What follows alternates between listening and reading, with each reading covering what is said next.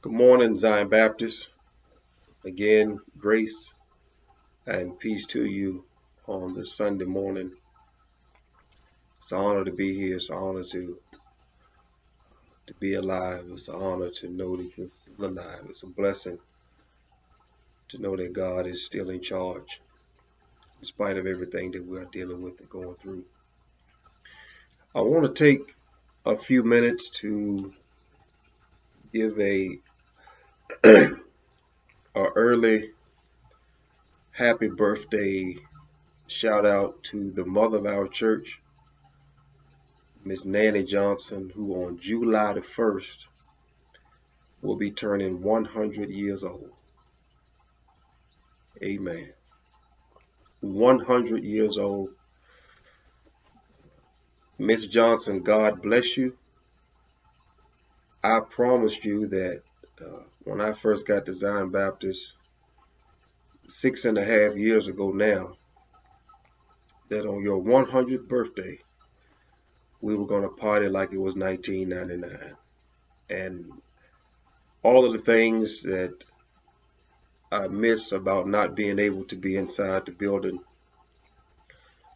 when I realized that your birthday was coming up and you were going to be 100 years old, I just began to think about how we would have made a big deal on Sunday celebrating your birthday, 100 years, a pillow in the Pamplin community. Definitely one of those who have got Zion Baptist to where it is today. Not disregard anyone else, but Miss Johnson, happy birthday to you. 100 years old. And I want to tell you today, Miss Johnson, that when I was thinking about what I was going to say for today, I thought about some of the testimonies you used to give on your prior birthdays or just in Sunday morning service. So again, I want to thank you for letting your light shine. And not only that, but being able to testify how good God is and how good God has been to you. You are also an inspiration because you are one of very few women who are not ashamed to tell anybody how old you are. I got to Zion Baptist, no one had to ask you how old you were on your birthday. You shouted it to the top of your lungs that you were 94, 95, 96, 97, 98, 99, soon to be 100.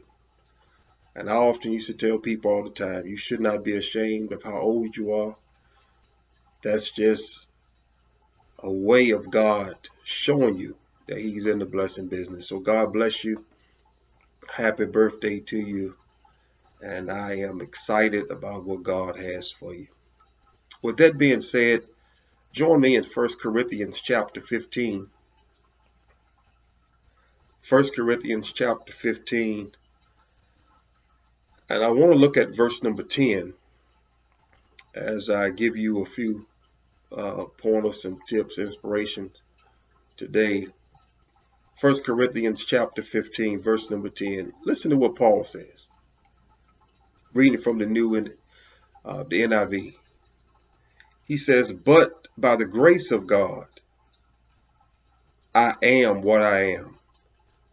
And this grace to me was not without effect. No, I worked harder than all of them. Yet not I, but the grace of God that was with me. By the grace of God, he starts off and Paul says, I am what I am. Simply by the grace of God. And I want to talk for a few minutes on that first clause. Paul says, not I, but by the grace of God. I am who I am. And I want to talk from the moment only by God's grace. Church, listen, I know it's It's our human nature to celebrate big accomplishments. It's our human nature to be proud of some of the things we have been able to do, graduating college, getting your master's, getting your doctorate, getting the job of your dreams, buying the house of your dreams, the car of your dreams, all of those things. Celebrating 40 years or 50 years in marriage, whatever you want to think about at that moment of some of the things that you have accomplished. I want to share that it's okay to be happy with some of the things you have accomplished. But please keep in mind that everything that we have, everything that God has allowed us to accomplish, is by His grace. Grace is simply getting something that you don't deserve. You can't buy grace. You can't put grace on layaway. You can't earn grace. You can't be so good, and that's what allow God to give you grace. God gives us grace based on His own merit. The truth is, sometimes we can look at people around us and not understand why would God bless them in a lifestyle that we as humans do not approve. All of us are so quick to find the fault in the people around us, and we are so quick to judge whether or not God should have blessed them with some of the things that God has blessed them with.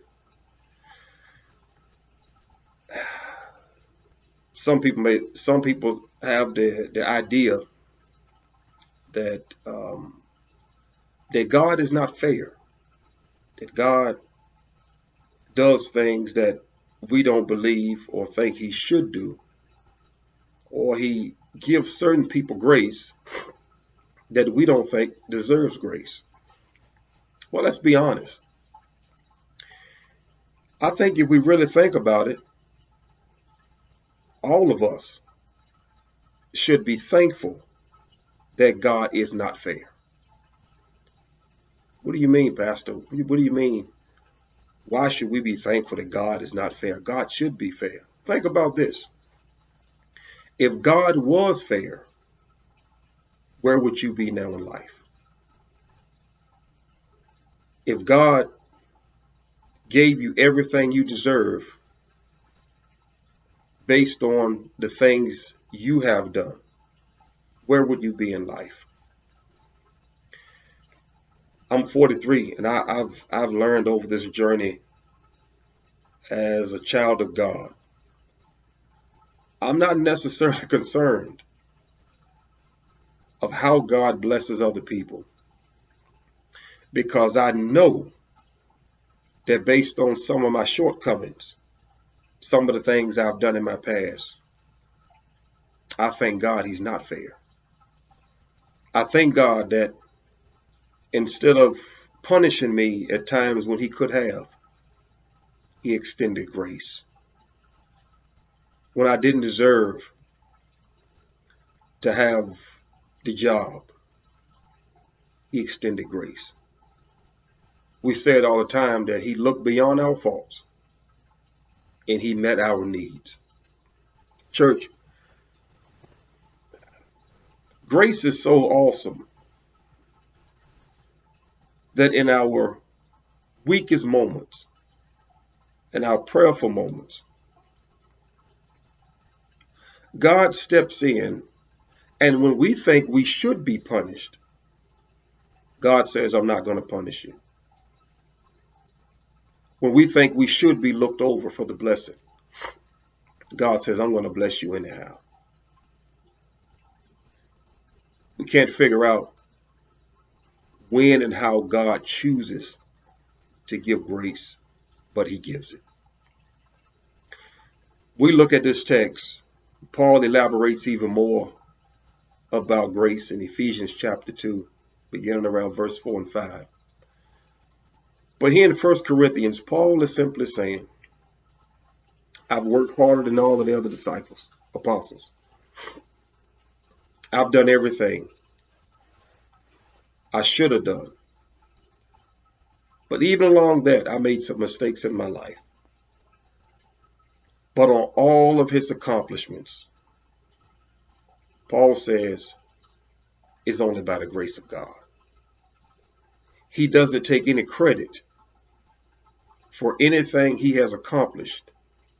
He gives all credit, honor, and praise to God himself. Listen, when you really look at how much grace God has poured on your life, there should be a sense of humbleness about you. There should be a sense of humbleness about myself. Understanding